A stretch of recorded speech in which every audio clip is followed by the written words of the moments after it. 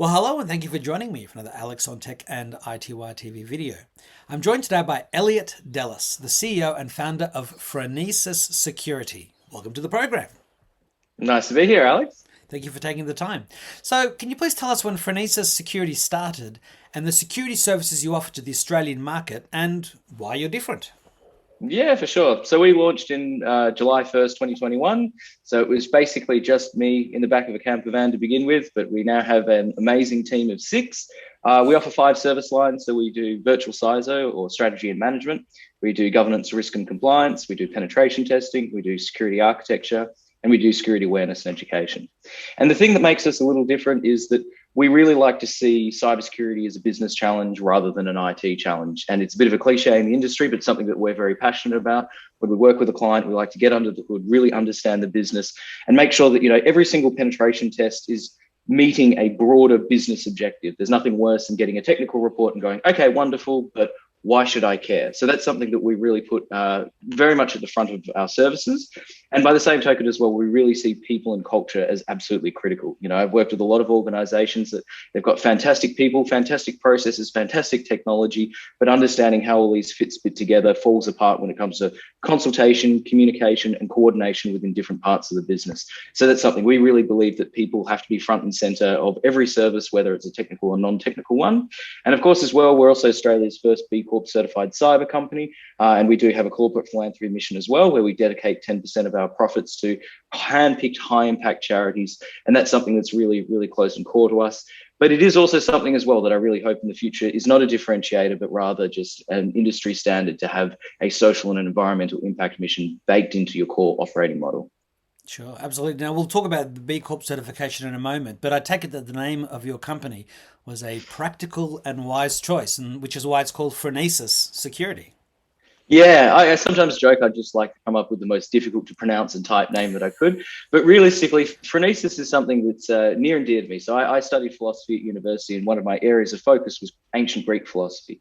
And the ancient Greeks had this wonderful idea that knowledge in and of itself wasn't valuable. It's how you apply that knowledge that gives its value and meaning. Yeah. Yeah, and this for me really resonated on two fronts. Firstly, it's very true in cybersecurity. We all work with organizations that have these incredible policies that say that the organization is going to do X, Y, Z, but in reality, they're just bits of paper and shelfware because no one actually puts them into practice. Or by the same token as well, you meet an organization that has this incredible technology stack, but just really isn't getting value of it, either because they haven't picked the right tool for the right job or it isn't properly configured and maintained. So for me, in cybersecurity, Phronesis is really about understanding the core business problem you're trying to solve and making sure that you're coordinating and spending your money as effectively as possible to make sure that, all of your controls are really meeting those core objectives. The second component to this, obviously, is, the world is facing some really serious issues at the moment, and we have a good understanding of what those are, and it's how we apply that knowledge that's really important. So our selection of charities is really representative of the fact that we think it's important to make sure that we're applying our knowledge as effectively as possible. So, for example, we think that the private sector can be a leader rather than a contributor to solving some of these problems. And, for example, one of the organizations we support is the Against Malaria Foundation. Malaria kills 435,000 people every year. Most of those are children under 5, and every single death is preventable. And so things like, defeating malaria, getting on top of our carbon emissions and closing the Indigenous education gap is something where we believe we can apply our knowledge and we can apply our wealth to helping organizations that are doing great work in solving some of these challenges. And that's what Phronesis is all about. For those who are wondering, what is the B Corp certification? Why is it important? And obviously, it's a big differentiator, which you hope will, as you say, will one day become table stakes. Yeah, exactly. So look, for us, the B Corp certification was a huge deal, but it was definitely a means, not an end. And what I mean to that is for us, B Corp is first and foremost just about showing that we're true to our word. We've gone through independent audits. There's a really vigorous business impact assessment and audit process that comes along with getting the B Corp certification, and showing that we have this level of rigor and this independent verification that we're doing what we say we'll do was really, really important to us. It was a great exercise in us being able to quantify and understand our impact, not just through our philanthropy mission, but also through the services that we provide. And so continually improving our social and environmental impact is very important to us. And the B Corp certification was a fantastic way of putting in place some really rigorous processes to make sure we keep doing that. And also, to give us access to a like-minded community. We genuinely believe that cybersecurity can be an incredible force for good. And by joining this community, we find, we're attracting clients and we're attracting staff that share our values and share our mission. And that's been really, really valuable as well. So look, you've already explained a little bit about this in some of your previous answers, but what else does the philanthropy model involve? What else caused you to adopt it? And tell us more about your mission of doing cybersecurity for good. Yeah, for sure. So I used to live in London where I was running the strategic consulting division for a global managed service provider. And when I was there, I got in contact with the effective altruism community, which is a group of people born out of philosophy, which believes that we can approach doing good in the world with the same degree of scientific rigor that, say, we have when it comes to the scientific method. And the idea is what we want to try and do is identify some of the greatest challenges that the world's currently facing and come up with the most effective way possible to try and create change in some of these areas. So it really is about quantifying and scientifically approaching how you create good in the world. And the other one as well that was really inspirational for me was the 80,000 Hours Project. And this is a similar sort of initiative, which is really designed about thinking, how do you create value in the day-to-day work that you do in your job?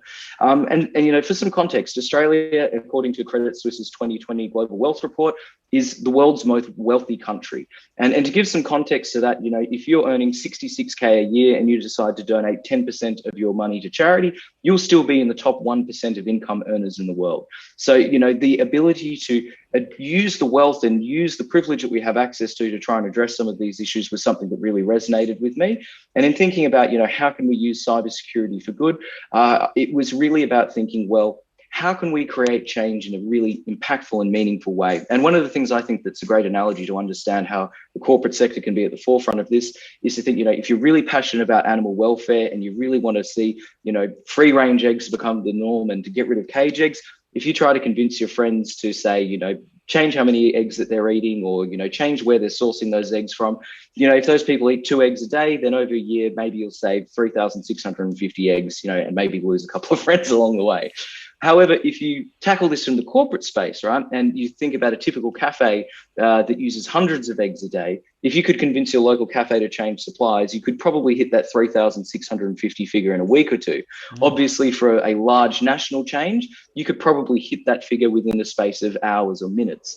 So it was really about going, how can we use the corporate sector to be able to affect some of these change, especially for an industry that already creates so much good like cybersecurity. So that was something that, really resonated with me in thinking about how do we get these philosophical concepts and apply them in a real world context in a way that doesn't impact the overall growth and success of the business. And by baking it in from the ground up, I'm really happy that that's what we've managed to achieve.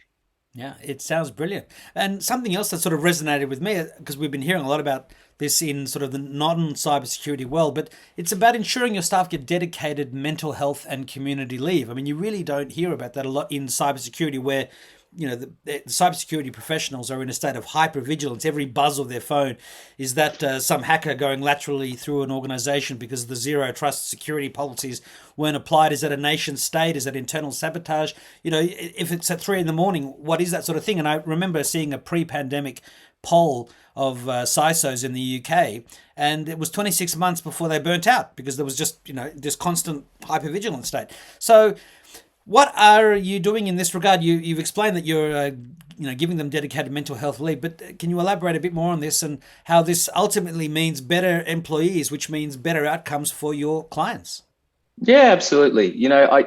Anyone that's had to manage a live incident before knows how quickly burnout can occur. And it's one of the main things in preparing teams for dealing with incidents that we like to build in an element of going, people are going to burn out, people are going to get tired, people are going to get stressed. You need to plan for that. So obviously, mental health is something that's very, very important to us. As you said, we have a dedicated Doona Day or mental health leave policy, but we've also built in components to the way that we track and look after employee welfare that's really important. So for example, we're in the process of implementing a platform that we've called eudaimonia. Again, this comes from ancient Greek philosophy, and the idea of eudaimonia was it's a life well lived. And one of the things that has always really been quite meaningful to me in the corporate sector is there are those people, and I think every office has one, that just keep the team together. You know, they're the person that's the shoulder to cry on when things go badly. They're the person that organizes a birthday celebration every time, you know, someone in the office is having a birthday.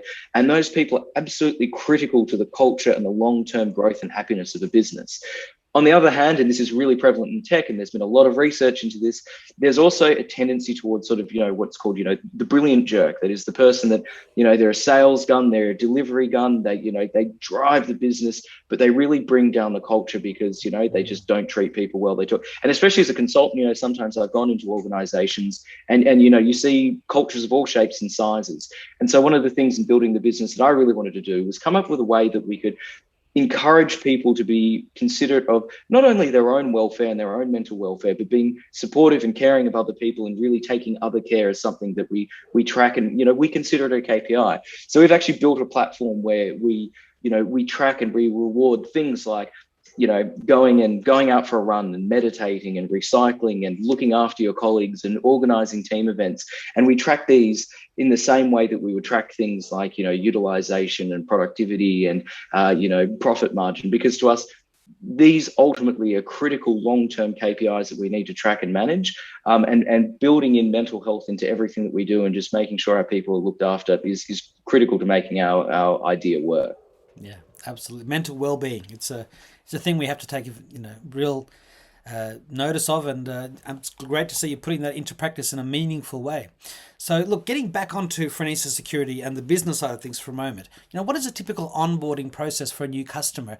How do you go about deeply understanding their needs and situation? Yeah, look, it's a good question because sometimes a client will come to you with what they think is the problem. And you know, I like to one of my sort of, you know, my great heroes was James Randi, the great skeptic, right? And at a young age, I was introduced to this idea of cold reading, and it's sort of, you know, where you ask very broad, general questions, and based on the feedback you get, you start to get more and more refined answers. And I sometimes think of the onboarding process as a bit like doing a cold reading, right? Where an organization will come in and go, okay, you know, like let's say DLP, we're really concerned about DLP, right? You know, we're really, really worried about that. And then you start to answer questions like, okay, you know, what's your asset management practices like? What's your rigor around information classification? How well are you training and educating your people? And then as you start to do some of this sort of root cause analysis, you realize, well, actually, DLP is a band-aid solution in this instance. Really what you need is you just need to do the basics well. And so many times organizations will come to us wanting some big, complex, gold-plated solution to try and apply a band-aid to what is fundamentally just not doing the basics well. And it's why I love things like the Essential 8, because they take these broad, complex problems like managing targeted intrusions and reduce them down to simple concepts that, you know, look, they can be really complex to implement. Anyone that's trying to do, you know, application allow listing understands it's a really serious business challenge, because for all the security benefits that you get out of it, you're just as likely to, you know, upset your stakeholders and break business processes. So for us, really getting understanding, going, okay, what is the core problem that you're trying to solve here? So one of the questions I often ask as part of our onboarding process, you know, I'll ask the CISO, what's that one risk on the risk register you just haven't been able to knock off over the last 3 years? Or, you know, what is it in your strategy that you're really struggling to get traction within the business to achieve? And quite often we find that after we go through this onboarding process, that a lot of the time the core challenges that the organization is facing isn't really sort of a technological configuration issue, but it's a broader business issue. Look, very, very recently, I'll give you one quick example. Please. We had a prospect come to us and said, oh, you know, we need to do an ISO 27001 program. And they were a relatively small startup. And, you know, I sort of said to them, I was like, well, look, you know, if you want to get ISO 27001 certified, you know, we can certainly help you get there. We've done that many times before. But, you know, ISO it's a big, complex beast, and it's quite costly to implement, and it's quite costly to get certified as well. What is the fundamental problem that you're trying to solve here? And I said, oh, you know, well, we've got a third party that wants us to be able to demonstrate our cybersecurity maturity. And so they've said ISO 27001 is the best, you know, is the best model to do that. So I said, well, look, why don't we have a chat to the third party with you and we'll see how we go. So we had a conversation with the third party, and lo and behold, you know, really what they wanted is some visibility into this organization's cybersecurity practices and control frameworks. And I said, look, we can easily do that without having to go through the full ISO program, because, you know, this is a great tool for large, complex organizations where, you know, governance and process is super, super important. But for a small organization, you're much better spending a fraction of that money doing some of this reporting and then spending, the other 80% that you've saved as a result, just improving your tech stack and making sure your people are aware and trained and the endpoints are locked down. And again, use the essential eights, do the basics right, then look at the big picture and the complex stuff. And we probably saved that client $80,000 before we even started working with them. And that, for me, that is how we grow and maintain a loyal customer base, by looking at the bigger picture as part of the onboarding and going, what are the problems you're trying to solve? And is there a more effective way to get there? Yeah, listening and understanding and knowing that a fictional silver bullet only kills fictional vampires in movies. It doesn't do anything in real life. I love that. I'll remember that one. Now, before I ask you some personal questions about your history in tech and for your final closing statement, is there anything else about Phronesis security that we should know? Look, I think that gives it a pretty good covering. The main thing I'd say as well is that, my business partner, Daniel, who has a very different background to me, I think is a fantastic counterpoint to my background. This is one of the things I think that makes us a little special as well, is that we come from two polar opposite worlds. He comes from sort of the security operations and the network administration area, and I come from the national security background. And so when the two of us come together and we try and tackle a problem, and this is why we call ourselves like the chief optimist and the chief realist. And to be honest, we kind of swap titles, depending on the problem. And I like to talk about, we pen test each other's thinking. I'll have a particular vision of how a program or a problem should be solved. He has another view, and we sort of go back and forth and back and forth. And I feel like we always come up with good pragmatic solutions because, I'm always thinking big picture, strategic threats, APTs, what can we do to make sure that we're dealing with these big, terrifying issues? And Dan's always the one that comes and goes, this is the reality that, the network administrators and the security engineers are going to be facing. And between the two of us, we come up with these pragmatic solutions. And I think for me, this is also part of what Phronesis is about, is it's about going, yes, we have these security objectives that we must achieve, but we have to balance it with the operational realities of every given organization's operating context. And I think that's something special that we bring to our clients as well, is that understanding of, yes, you've got a million problems to solve, but what is the most effective way to do it in a way that's not going to alienate your users either? Yeah. The power of perspective delivers pragmatic phronesism or something. A lot of P's there. So look, let me ask you some personal questions as we get towards the end of the interview. What's a memory that you can share of your first computer? Oh yeah, I have. Look, I've been a nerd since I was about the age of 4. I remember our first PC, I think it was a Compaq. But what I remember vividly was just hours and hours of playing Treasure Mathstorm and Metronomes. And I think I didn't really appreciate at the time just how much it was setting me up for a life of technology and music in part as well. Yeah. But, I used to do this thing where, every time there was a Vergeside collection, I'd sort of, go around and pull out what looks like working components from old computers and then build them and try to get something, functional that I'd then sort of pass on to friends, which I don't, it was just sort of a hobby. It was just a bit of fun at the time, but I think it gave me an appreciation for how once you get under the hood of technology, it's incredibly complex. You look at all these different, wires and circuit boards. But then kind of once you get a feel for it, you can just kind of take a component out, and if it doesn't fit, it's probably not going to work. And I feel like my experience of playing with computers from a young age was a pretty good analogy for what it would look like for the rest of my career. So what is a brief history of your journey in the world of tech? And we know what got you into technology, but what got you excited about cybersecurity? Yeah, so I studied philosophy and communications at university. I didn't have a STEM background, and I never saw myself going into tech. But after a year of working at my university and realizing that I didn't want to be an academic, with a philosophy degree, my options were fairly limited. It became a bit of a running joke that I'd go to careers fairs and say, "Hi, you're hiring philosophers?" And they go, "Huh, no." So I ended up, eventually, I got a job with the Australian Signals Directorate. So I moved over to Canberra, and I used to run operations for about 6 years. And as part of that, I got a really rigorous training around everything from project management to the way that networks work and the way that different communication methods send information. And it really gave me this wonderful understanding of, how data goes from point A to point B, which sounds basic, but it's something that I think, most people really don't think about that deeply. And especially for the more privacy conscious of us, really having, I suppose, some clarity and understanding around how information moves around the world, it's really enlightening. So I spent 6 years working for ASD. At which point I then left to join a cybersecurity startup that very quickly grew to become, the country's largest pure play consultancy. And that was fantastic. Working for a startup like that was really eye-opening because it gave me an opportunity to get involved in all aspects of the business, from recruitment to marketing to sales to delivery to invoicing, the entire thing. And best of all, it just gave me the opportunity to have a little taste of 100 different organizations.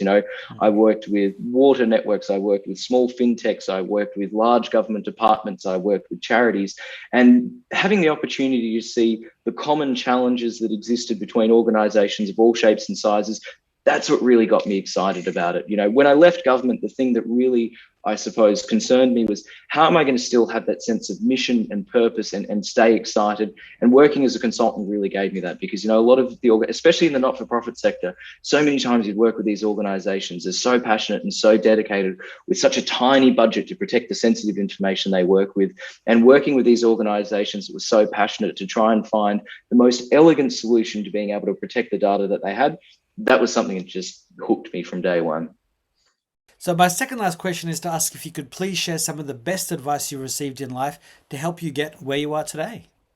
Yeah, sure. Look, I've had a lot of amazing mentors along the way. I think one of the more recent bits of advice I've had that's really resonated with me is that nothing is ever as good or as bad as you think it is.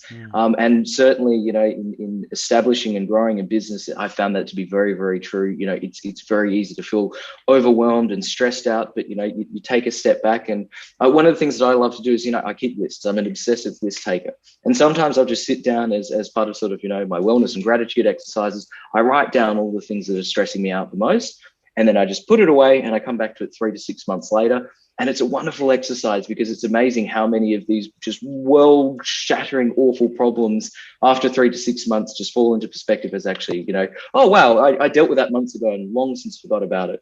By the same token as well, you can get really, really excited about it. And as a consultant, this is super, super important. You don't want to have all your eggs in one basket, and just recognizing that, this is wonderful, but, I need to stay pragmatic. And I always like to think that, I'm hoping for the best, but planning for the worst. And I think that's definitely a good attitude to have when you're working in cybersecurity. Yeah, absolutely. So what is your final message to iTWire viewers and readers, and to your current and future customers and partners? Look, I would simply say, try to do the basics well. This is something that's been true to me in life, from everything from philosophy to sport to cybersecurity. So many times, there's this old analogy of, what's the best way to eat an elephant? One bite at a time. Yeah. So many organizations I work with, they're trying to eat the whole elephant at once. They're trying to do these really complex. If you can just do the simple things well and gradually build up from there, you get so much more bang for buck than you do trying to tackle all of your problems at once. And not rushing the boring stuff. That's another one I think that's really, really important. Doing things like risk assessments and building policies can just seem like mindless tick box exercises. But if you do it well, you do it right, you engage with your stakeholders, it can really create a baseline that you can grow and build from, that can be incredibly meaningful, rather than just a tick box compliance exercise. So they're the two bits that I'd probably share. Have solid foundations, don't cut corners. Everything has meaning. Everything will have a payoff if you do the right thing. And if you don't, we see where businesses fail and get hacked into, and that's it's like every death is preventable. Every one of those incidents is preventable too. Yeah, and even the most sophisticated threat actors still do basic things like phishing and USB drops in order to get that initial foothold. So, as long as you're targeting the things that are most relevant to your business, you're in a good position to be one step ahead of the adversary. Well, Elliot Dellys, the CEO and founder of Phronesis Security, I wish you the best of success, and I do hope we can talk again in the future. It was a pleasure talking to you, Alex. Thank you. Likewise. Thank you very much for your time. Bye-bye.